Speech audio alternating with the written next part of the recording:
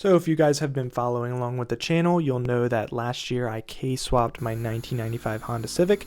It was a ton of fun, gave the car so much more power. I got the car dyno tuned, I took it on one drive, and when I got back, my dad asked me if he could start fixing the rust on the car and doing some body work. Obviously, I wanted to repaint the car and I had talked to him about that in the past, but I also wanted to drive the car now that it had 100 more horsepower and was a ton of fun. However, I was not in a position to bargain. I don't have any experience welding or doing rust repair, and my car was a complete rust bucket. So we pulled the car in the shop, and my dad started repairing the rust in the car and doing some body work. So what started out as some quarter panel rust repair and a new paint job has quickly evolved into a full-blown restoration of the car.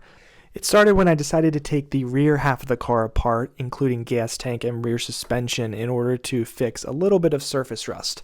My dad went totally overboard and ended up repainting the entire back half of the underside of the car, and then I ended up doing a fully custom brake line setup because the OEM brake lines were rusted and you can't get them new anymore. I also decided to drop the suspension off and get it powder coated, and since I was doing the rear suspension, I might as well do the front. So I stripped the entire front suspension as well and took that to get powder coated. I also started planning out my wire tuck and custom AC lines just to make sure I wouldn't have to do any cutting after the engine bay was all painted. A few weeks ago, I also removed the quarter windows from the car just so we can make sure there was no rust behind it and get a nice paint line. I wouldn't recommend removing those. Maybe a professional could get them out a lot better than I did, but I ended up messing up some of the molding when I took the windows out. Unfortunately, you can't get those new anymore, so I'll probably end up running Lexan windows. The sunroof also got removed, which meant that even more of the interior panels had to come out of the car. Right now, the interior is pretty much completely stripped, except for the dash. And honestly, I'll probably end up taking the dash out too, just so I can clean up and remove some of the unused wires. So hopefully that brings you guys up to speed. The car is currently rust-free. The quarter panels are repaired. A small rust hole in the floor is repaired, and the doors, roof, and rear of the car are almost ready for paint and are in primer right now. So now it's time to take the engine out and start prepping the bay for paint. We're also going to be prepping the underside of the floor and painting that as well, because why not? But the first step is getting the engine out, so let's get to it.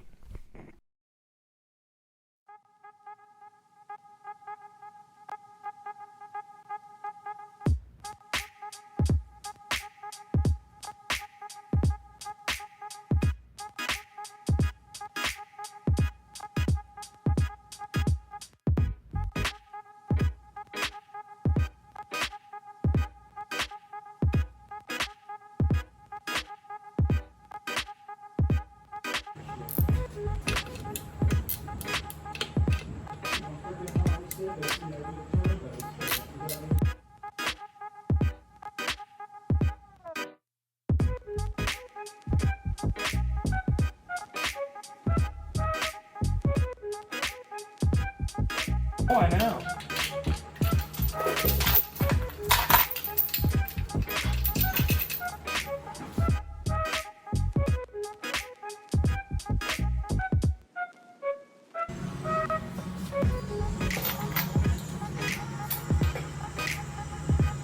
That rear one.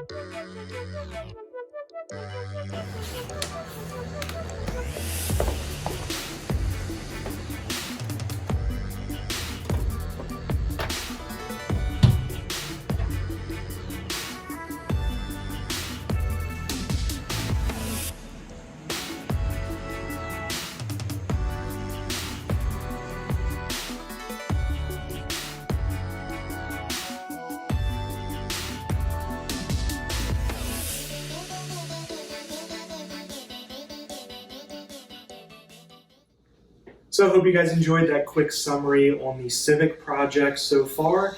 I didn't really think removing the windows, sunroof, and the little planning I was doing with the wiring and the AC lines was worth like a full video, so I haven't uploaded in a few weeks. But hopefully this video was at least a little bit interesting and brought you guys up to speed with the project.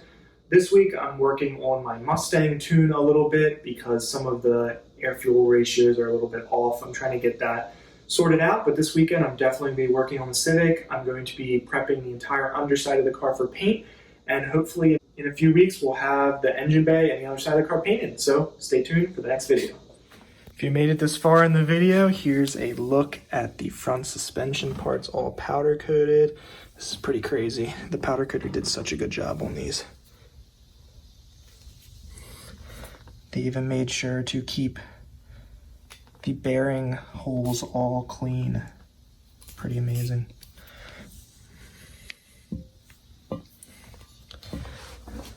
There's the lower control arms, front and rear. We actually won't be using these. I got some K-tuned ones. Trailing arms. We're doing a disc brake conversion. That's the disc brake spindle. K-member for the front shocks. K-tuned for some adjustability.